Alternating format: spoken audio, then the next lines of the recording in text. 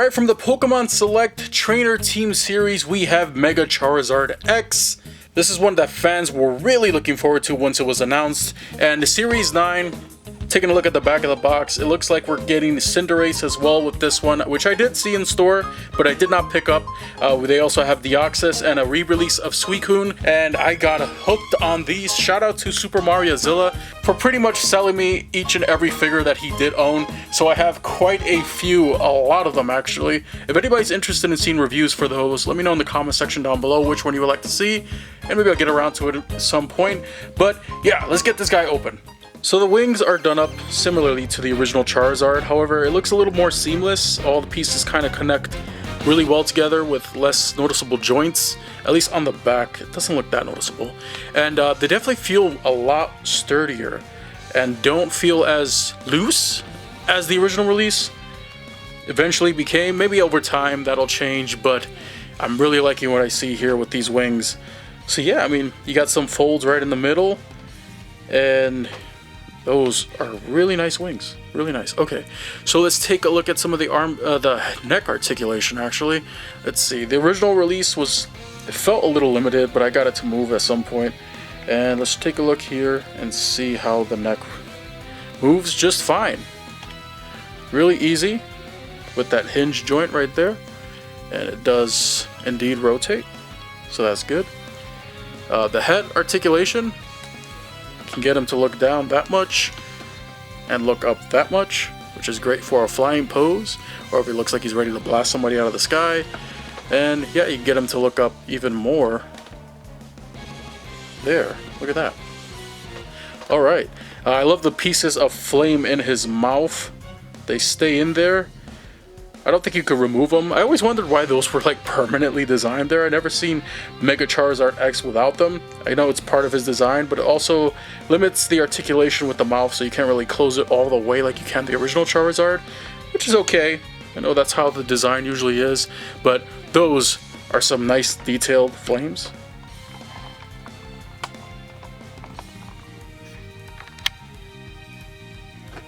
I always like the color scheme of this. Reminded me of Godzilla from the 90s, and you know, he's got that blue flames coming out of his mouth with some lighter blues in there. His spikes on his head gradient into a nice light blue as well, so that's always nice. Eyes look great. Everything looks great in the mouth as well. The teeth are nicely painted. It's not hard, it's not easy to really mess up such a simple design. I mean, Pokemon aren't that complicated, but some of them are more complicated than others. I love the fingered articulation. I'm gonna have a lot of fun with that. So when it comes to the arms, they're a little shorter, they feel, than the original Charizard, but there is a double bend there at the elbow, swivel at the wrist as well, and at the shoulder you see you got the shoulder pieces, spikes, and there is a hinge joint there as well that you can rotate all the way around. And those do rotate right at the shoulders as well, so that's good. Moving down the rest of the figure, everything looks great. He's got that little hole there, the peg for the stand if you want to pose him flying. So it is noticeable, but it's not a big deal breaker for me.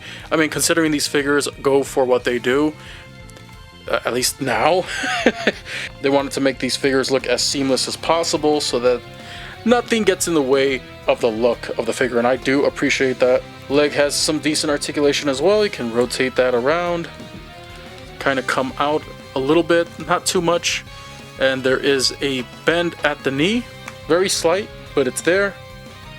What seems like a ball joint for the feet as well. So the articulation for this guy is fantastic, and we do also have a change to the tail, which is the biggest difference. The original release of the tail had these segments, and I mean, I appreciate what they were trying to do here. It did kind of look weird. Maneuver it to kind of make it look less, like, look at that, that's weird, okay?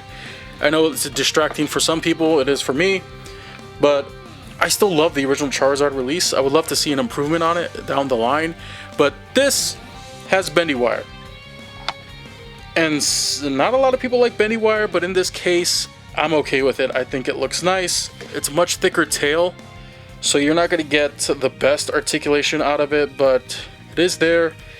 I don't mess with bendy wires too much. I know that they're prone to breaking over time. or cutting right through the rubber. Thankfully, the rubber on this feels nice and thick, so that's what she said. It feels nice enough. It feels strong enough so that the bendy wire probably won't break through that, but let's just take a look at that flame at the tail. That looks great. Nice big flame too. Let's compare it to the original releases. There we have him in a flying pose. That looks great.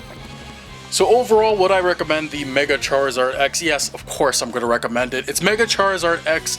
How can you go wrong with an action figure that's articulated as good as this one and looks just great? Looks like it popped out of the game itself. I highly recommend you all pick this one up if you're a fan of Pokemon in general, or just, you know, even a casual Pokemon fan.